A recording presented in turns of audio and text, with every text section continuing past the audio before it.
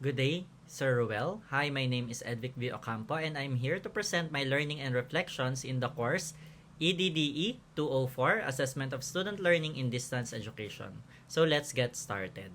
I have here a screenshot of my answer when it comes to finding a research paper regarding a proposed assessment strategy for assessment of distance education.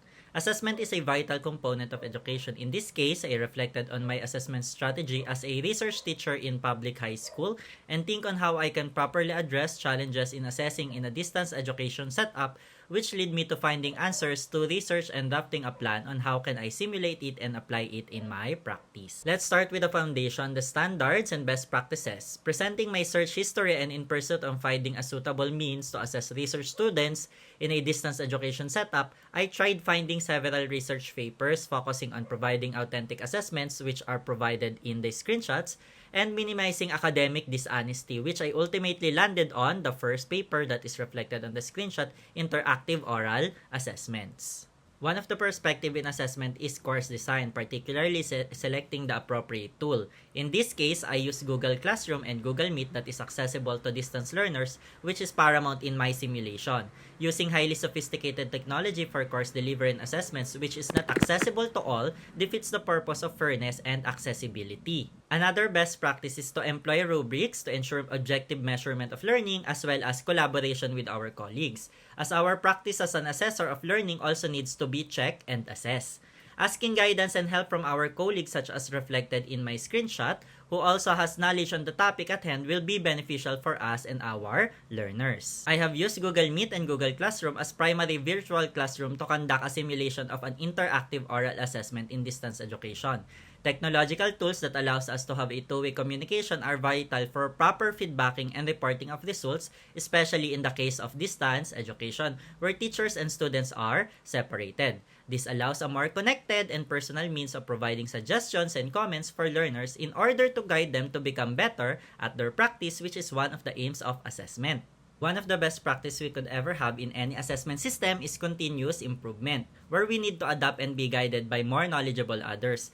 Here is a screenshot of the comment of Sir Roel and how I plan on addressing one of the weakness of my assessment plan, which is to have master teachers look at my lesson plans, rubrics, and the like, as well as integrated data analysis so I can be better equipped in creating my assessment strategies. Moving to the challenges in distance education, I personally encountered problems in academic dishonesty and the copy-paste strategy, which in turn was addressed in the paper of Ward et al., particularly regarding interactive oral assessments. With the technologies we now have, assessment in traditional classrooms can now also be implemented in distance education through the use of Google Classrooms and Google Meets.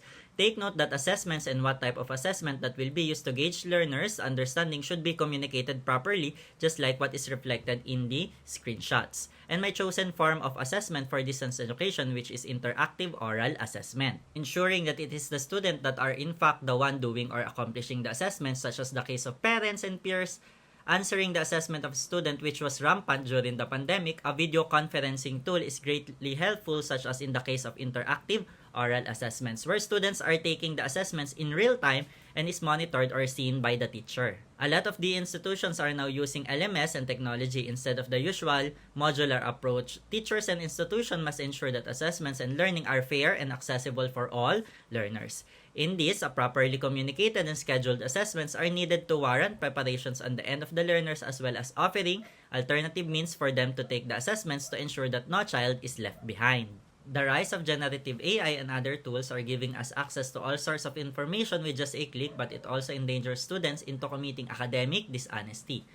As I have mentioned before at the start of my presentation, that's why proper declaration of tools used are needed, such as presented in the disclaimer on my paper, as well as assessments that allow simultaneous questions and answers from teachers and learners are also much beneficial in a distance education setup.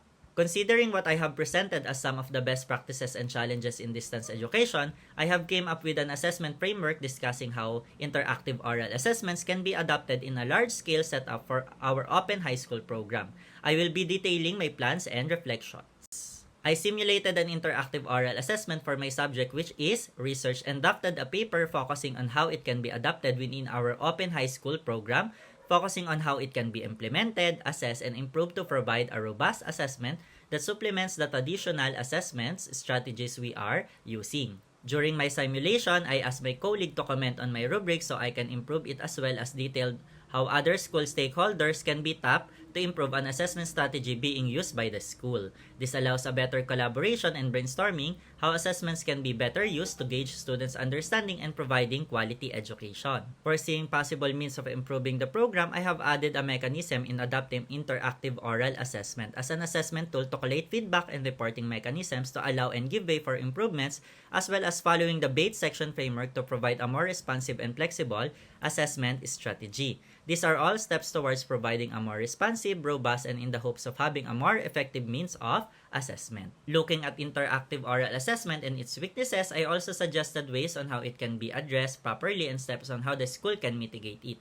All assessments has its own weaknesses, thus using other means of assessment such as traditional ones in complementary or supplementary with my proposed IOA for Open High School program can be a move towards ensuring the program is responsive and gives leeway to all types of learners.